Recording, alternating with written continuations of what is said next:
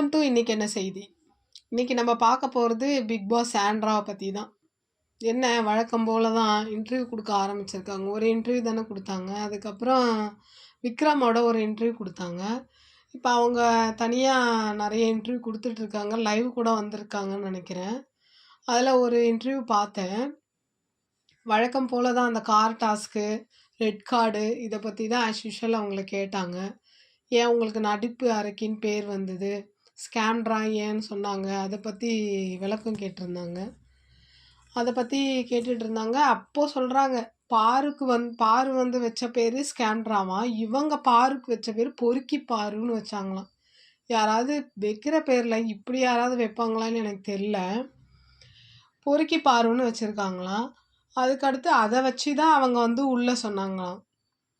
ரெண்டாவது அந்த car task நடக்கும்போது ஃபஸ்ட்டு வந்து பார்வும் கமருதீனும் டார்கெட் பண்ணது வந்து விக்ரமா. அது நம்மளுக்கு எபிசோடில் ஏதாவது காமிச்சாங்களா, இல்லை லைவ் நான் பார்க்கும் போதும் நான் பார்க்கல. ஆனால் அவங்க சொல்கிறாங்க ஃபஸ்ட்டு டார்கெட் பண்ணது விக்ரமை தான் அப்படின்னு. நான் பார்க்கவே இல்லை. நான் லைவ்லேயும் பார்த்தேன், எபிசோட்லேயும் பார்த்தேன். மேபி நான் பார்க்க மறந்துட்டேன்னா என்னன்னு தெரியல. ஆனால் நான் பார்த்த வரைக்கும் அப்படி நடக்கலைன்னு தான் நான் நினைக்கிறேன். அவராக தான் கீழே இறங்கி போனார். அதுக்கு அடுத்து பாரு வந்து கண்ணை காமிச்சாங்க. ஏன்னா இவங்க வந்து அப்யூஸாக சில வார்த்தைகள்லாம் இவங்க தாங்க முதல்ல ஸ்டார்ட் பண்ணாங்க. சாண்ட்ரா தான் முதல்ல வந்து அவங்க காமுர்தீன் அப்படின்னு ஏதோ ஸ்டார்ட் பண்ணி போக தான் இவங்க 2 பேரும் ட்ரிகர் ஆகி பேச ஆரம்பிச்சது. அது கூட பாரு பேசல, கமருதீன் தான் பேசினாரு. இப்போ என்ன சொல்கிறாங்க, அவருக்கு வச்ச பேர் காமுர்தீன்னு வச்சுருக்காங்களாம். யாராவது அவர் அப்படி கூப்பிட்ருக்காங்களா? கம்முன்னு தான் கூப்பிடுவாங்க. அவர் வந்து அவரோட கப்புலையும் கம்முன்னு தான் எழுதி வச்சுருப்பாரு, காமுன்னு எழுதி வச்சுருக்காருன்னு இவங்க ஒரு உருட்டுறாங்க.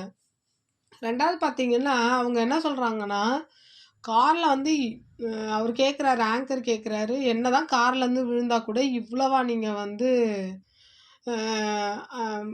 அடிபட்டிருக்கோம், நீங்கள் அப்படி இவ்வளோ நிறைய அடிபட்டிருக்குன்னு சொல்கிறீங்க அப்படின்னு. உங்களுக்கு தெரியாது எவ்வளோ நேரம் எபிசோடு காமிச்சாங்கன்னு தெரியாது. 2 ஹவர் பேசினாராம். அதில் வந்து எட்டி எங்கெங்கெல்லாம் உதைக்கணும் இவங்க பயந்துட்டாங்களாமா. ஒன்று எட்டி முகத்தில் உதைப்பாரான்னு நினச்சி பயந்துட்டாங்களாம், மாரில் உதைப்பாங்கன்னு நினச்சி பயந்துட்டாங்களாம், வயிற்றில் உதைப்பாங்க. எட்டி எங்கெங்க அவர் விட்டார், காலில் புஷ் பண்ணார். அதை தான் கானா வினோத்துமே காமிச்சார். இப்படி இருந்து இப்படி புஷ் பண்ணார், அது தப்புன்னு தான் எல்லாருமே நம்ம சொன்னோம். இவங்க என்னடானா அவர் எட்டி உதைச்சாரு. கையில் முதல்ல எட்டி உதைச்சாராம், அதுக்கப்புறம் காலில் இடுப்பில் எட்டி உதைச்சாரு, அப்படி இப்படின்னு சொல்கிறாங்க. நம்ம எபிசோட்லேயும் பார்க்கல, லைவ்லேயும் பார்க்கல. பிடிச்சி புஷ் தான் பண்ணாங்க. ஆனால் கமருதீன் காலில் புஷ் பண்ணார், அது எனக்கு நல்லாவே தெரியும். இவங்க என்னடானா எட்டி உதைச்சாருன்னு ஒரு இதை சொல்கிறாங்க. அதுக்கப்புறம் பார்த்தீங்கன்னா அவங்க என்ன சொல்கிறாங்கன்னா, அவர் வந்து மன்னிப்பு கேட்கும் போது சரி, ரெட் கார்டெலாம் நடந்து முடிஞ்சிருச்சு. அவர் வந்து உங்ககிட்ட மன்னிப்பு தானே கேட்க வராரு, அப்போ ஏன் நீங்கள் மன்னிக்கல அப்படின்னு கேட்கும்போது அவங்க சொல்கிறாங்க, அதுக்கு முன்னாடியிலேருந்து அவங்களுக்கு குற்ற உணர்ச்சி இல்லை. என்னை 2 ஹவர்ஸ் என்னை அப்யூஸ் பண்ணாங்க, என்னை வந்து இவ்வளோ ஃபிசிக்கலாக அஃபெக்ட் பண்ணிவிட்டு அவங்க வந்து என்னை கலாச்சி அங்கங்கே பேசிட்டு, அதுக்கப்புறம் வந்து நான் சாப்பிடும் போதும் என்னை கலாச்சி பேசினாங்க, என்னை கிண்டல் பண்ணாங்க, அப்படி இப்படின்னு ஏதோ பேசிகிட்டு இருக்காங்க. நான் பார்த்த வரைக்கும் கமருதீன் காலைல போகும்போது நீங்கள் கத்துனீங்க, அதோட நீங்கள் ஏதோ அவனில் வச்சு சூடு பண்ணும்போது கூட கமருதீன் நிற்பார். அப்போ உங்களுக்கு அந்த பயமே இல்லை கமருதீனை பார்க்கும்போது. ரெண்டாவது பார்வை பார்த்தும் நீங்கள் பயப்படுவீங்க. கமருதீன் வரும்போது கனவு வந்தது, பாரு வரும்போது கனவாக வந்தது, போய் அப்படியே பயந்து நடுங்கி போய் அப்படியே இதில் போய் ஒளிஞ்சிக்கிட்டீங்க. கேட்டால் அதுக்கு உங்கள் வீட்டுக்காரர் ஒரு ரீசன் சொன்னார். வெளியில் குழந்தைங்க அப்பாவும் அம்மாவும் மிரட்டினா பயந்துருவாங்கல்ல, அவங்க 2வது வந்து அப்பா அம்மா கிட்ட போக மாட்டாங்க. ஏங்க இவ்வளோ பெரிய வயசு இருக்கிறவங்களுக்கும் குழந்தையும் ஒன்றாங்க, குழந்தையும் சாண்ட்ராவும் ஒன்றா நான் கேட்குறேன். அதனால் பயந்துட்டேன்னு அவர் சொன்னார் வெளியில். இவங்க என்ன சொல்கிறாங்க, அதுலேருந்து நாங்கள் எப்படிங்க டக்குன்னு வர முடியும்? சரி, அதுலேருந்து வர முடியாது. அப்போது இந்த ஹாஸ்பிட்டல் கூட்டிகிட்டு போயிட்டு ஃபஸ்ட் ட்ரீட்லாம் முடிஞ்சு வந்தீங்கல்ல, அப்போ 18+ ஜோக்கு சொல்லும் போது மட்டும் உங்களுக்கு சிரிக்க வந்ததா? அதுக்கப்புறம் உட்காந்து எல்லாரும் பேசிக்கிட்டு இருந்தீங்களா, அப்போ முடிஞ்சுதா? இயல்பாச்சா? ரெட் கார்டு கொடுத்ததுக்கப்புறம் எப்படி கண்டினியூ பண்ணுறீங்களா? உங்களுக்கு அங்கே ஒண்ணு நீங்க வந்து பிரஜன் இல்லாம இருக்கவே முடியாது. எப்ப நான் பிரஜனை பாப்பேன்னு சொல்றேன் நீங்க. எப்போ போய் நான் குழந்தைய பாப்பேன்? எப்போ போய் நான் வெளியில பிரஜனை பாப்பேன்? எனக்கு இப்படி நடந்துருச்சு. நான் சொல்லி அழுகணும்னு நீங்க தான் சொன்னீங்க. என்ன வெளியில விடமாட்றாங்கன்னு நீங்க தான் சொல்றீங்க. அதனால தான் நான் தனியா உட்காந்துட்டு இருந்தேன்னு நீங்க தான் சொன்னீங்க. அப்போ வந்து விஜய் சேதுபதி கேட்டார்ல, இங்க வந்து ரெட் கார்டு குடுத்தம்போது கமருதீன் உங்க கால்ல விழும்போது நீங்க இப்படி ரியாக்ட் பண்றீங்க.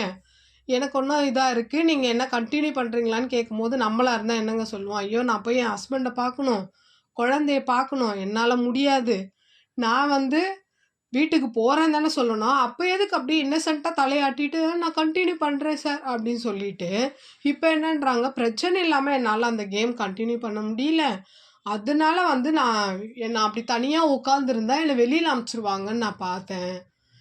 என்ன சாண்ட்ரா இது? நீங்க ஒரு இன்டர்வியூலயும் மாத்தி மாத்தி பேசுறீங்க சாண்ட்ரா. இதனால தான் உங்கள எங்களால புரிஞ்சுக்கவே முடிய மாட்டேங்குது. 2வது ஒண்ணு என்ன சொல்லியிருந்தீங்க தெரியுமா? ஒரு இன்டர்வியூல, நான் வந்து பிரஜனோட நிழலா தான் வந்தேன் அப்படின்னீங்க. அவருக்கு ஒரு ஃப்யூச்சர் கிடைக்கணும்னு வந்தேன் அப்படின்னீங்க. அப்புறம் என்ன சொல்றீங்க? எனக்கு இந்த விளையாட்டே தெரியாது அப்படின்னீங்க. எனக்கு விளையாடவே தெரியாது. நான் பிரஜனுக்காக தான் வந்தேன். அவரோட நிழலா தான் வந்தேன் அப்படின்னீங்க. அதுக்கப்புறம் அதே இன்டர்வியூல 2வது பாகத்துல என்ன சொன்னீங்கன்னா, நான் எல்லா எபிசோடுமே பார்த்துட்டு தான் உள்ள வந்தேன் அப்படின்றீங்க. எது இதுல உண்மை? ஒண்ணு பிரஜனுக்காக வர்றீங்கன்னா, எல்லா எபிசோடும் பார்க்கணுன்ற அவசியம் இல்ல. அப்படியே ரேண்டமா நீங்க வரலாம். வந்து விளையாடிட்டு போயிருக்கலாம். எல்லா எபிசோடையும் கரைச்சு குடிச்சு நீங்க ஒரு ட்ராமா போட்டது, சட்டை வச்சு ஒரு ட்ராமா, திவ்யாவை வச்சு ஒரு ட்ராமா, அதுக்கப்புறம் பிரஜன் இருக்கும்போதே உள்ள நிறைய ஒரு வாரத்துக்கு முன்னாடியே ஆரம்பிச்சிங்க. ஏன் இதை நான் சொல்கிறேன்னா, உங்கள் ஃப்ரெண்டே வந்து இந்த 50 நாள் எபிசோடு கம்ப்ளீட் ஆனதுக்கு வந்து எல்லாரோட ஃப்ரெண்ட்ஸும் ஏவியில் பேசியிருப்பாங்க. அப்போ உங்கள் ஃப்ரெண்டே உங்களை பார்த்து, ஏன் நீங்கள் வந்து டெவில் மாதிரி வெளியில் தெரியுறீங்க அப்படின்னு சொல்கிற அப்பத்துலேருந்து தான் நீங்கள் வந்து கேமையே சேஞ்ச் பண்ண ஆரம்பிச்சிங்க. போய் தனியாக உட்கார ஆரம்பிச்சிங்க. பிரஜன் கிட்ட பேசாமல் இருந்து அப்புறம் அவங்க 2 பேர் அப்போ வந்து பிரஜன் கிட்ட நீங்கள் பேசாமல் இருக்கும்போது திவ்யா கிட்ட அவர் கொஞ்சம் பேசிக்கிட்டு இருக்கிறத வச்சு தான் நீங்கள் அப்படியே சந்தேகம் பிடிக்க ஆரம்பிச்சிங்க. அவர் தனியாக விளையாடணும், ஏன்னா அவருக்கு வந்து ஆரி சொன்னது தனியாக விளையாடணுன்றதை வச்சு தான் அவர் விளையாட ஆரம்பித்தார். நீங்கள் அதுலேயும் ஒரு இதை பிளான் பண்ணி அதை திவ்யாவோட தப்பாக இணைச்சி பேசி ஒரு இது பண்ணி விட்டீங்க. அதுக்குமே நீங்கள் அதுக்கான சரியான ஆன்சர் நீங்கள் இப்போ வரைக்கும் திவ்யாவுக்கு கொடுக்கவே இல்லைன்னு வச்சுக்கோங்களேன். அதை கூட விட்டு தள்ளுங்க, யாரும் உங்களை எதுவும் சொல்ல கிடையாது.